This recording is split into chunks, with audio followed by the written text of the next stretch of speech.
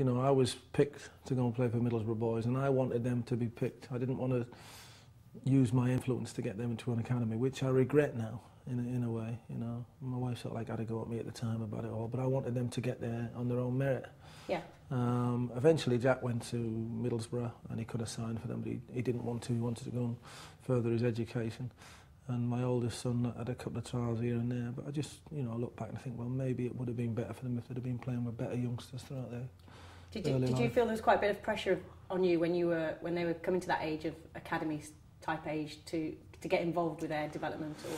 Yeah, well, certainly from my wife's point of view, she kept saying, can you get them better quality football and all that sort of stuff? And I said, well, they're not good enough. But maybe, like I said, maybe I should have used my influence to get them into an academy. I'll never know, you know, whether they would have made it, whether it would have made any difference or whatever. They went to a private school which didn't play football, so I suppose that wasn't a help as well.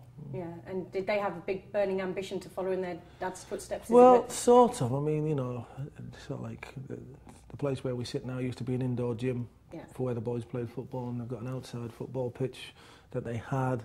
And I just look back at my time as a kid, and I would have been out every single night and every day of the week, but they had other distractions, you know, as kids do have these days. Yeah. So, you know, it works both ways. If they showed a commitment, I think I would have probably given them a little bit more, and vice versa.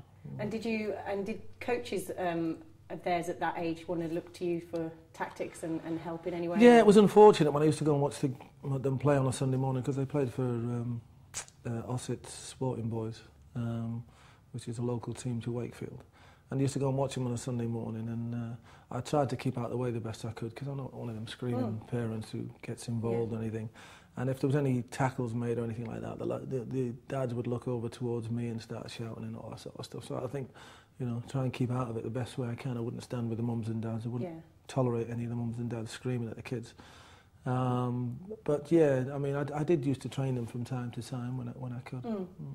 And a lot of people now say that the parents put too much pressure on their kids at that level, at just grassroots level of screaming and shouting, you know, too much. They want them to be really successful, and obviously then sometimes live their lives through them. Do you think that's the case? Yeah, I do. I see that all the time, you know, and I made a conscious effort not to be like that, you know. And like I say, you look back, and because obviously I wish that they both made it in the game, but they didn't quite, you know, have that opportunity, I suppose. So, you know, you just wonder whether it works, don't you? You know, you listen to some success stories, you know, Frank Lampard with his dad, Frank Lampard Senior, David Beckham with his dad, and their success stories about those young lads will talk about their dad and how they influenced their career.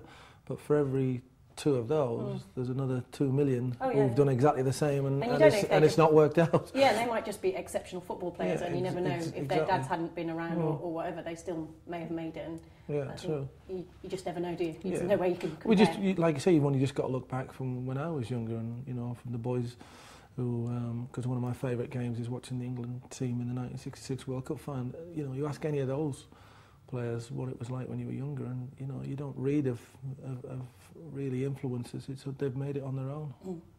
Yeah, and I think that's probably the big key in anybody who gets successful, is that they're really hungry for it and they make it despite. It has changed now, and as I said to you before, because we've changed as a society, or the youngster has. You know, that same determination that I think my era had and eras before that isn't prevalent now. You do need the coaches. You do need, you know, they don't have the discipline that we had. You know, when I was an apprentice at Portsmouth Football Club, you know, you had to wash the boots, do the laundry, clean the dressing rooms, clean the toilets, paint the stand, help with the pitch, all sorts. And it was a discipline that got you used to life as well as being a footballer. They don't have that anymore. So they do need the coaches now. You do need someone to show them the way forward. They do need discipline. They do need people to bark their orders at them. Otherwise, you know, I think you just have anarchy in this day and age. Respect the Ref campaign, as far as the professional football is concerned, it's been fantastic. It has really been excellent this season. There's hardly been any problems. You know, the odd one or two. There's not that many players getting done for dissent anymore. There's not many people crowding around the referees. So that's getting better. So the kids are watching that on the television and seeing that's better. As far as going at the grassroots level, is you do have a problem with adults on the touchline, whereas they're making decisions, wrong decisions, you know, where that parents are getting overexcited about. It is a kids' game.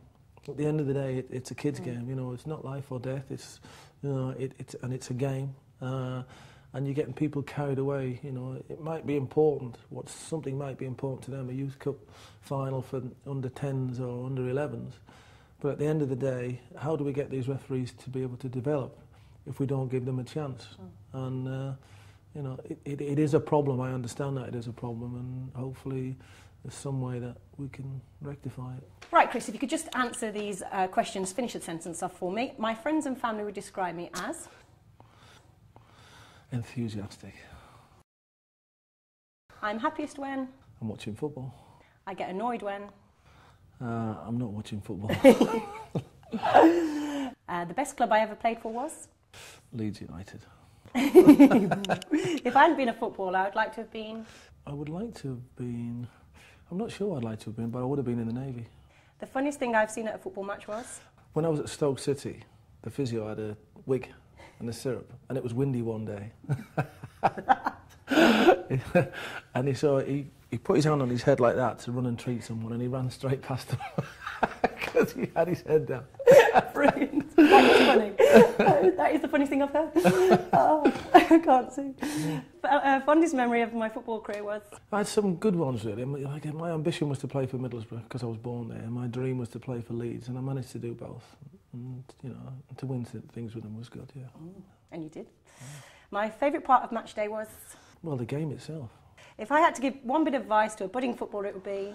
Practice as much as you possibly can. You know, we did it when we were kids. The only thing we ever had when we were kids was a football. And we did it day and night. Anywhere. You know, yeah, anywhere.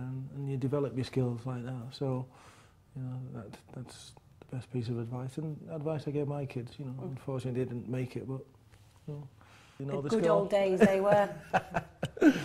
Grassroots Football Live, the NEC Birmingham, June the 12th to June the 14th. I'll see you there.